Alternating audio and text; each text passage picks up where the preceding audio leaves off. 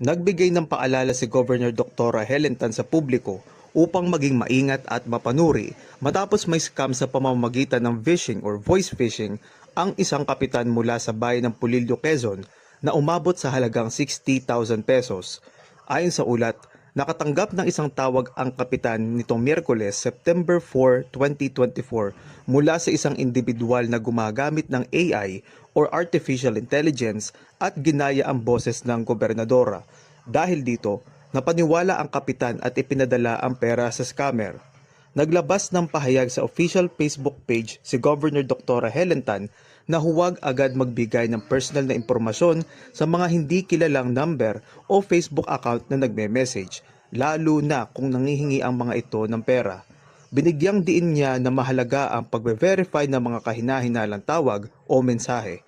Dagdag pa niya na hindi siya manghihingi ng pera publiko at patuloy ang koordinasyon ng lokal na pamahalaan sa NBI Anti-Cybercrime Division upang masolusyonan ang isyong ito sa lalawigan.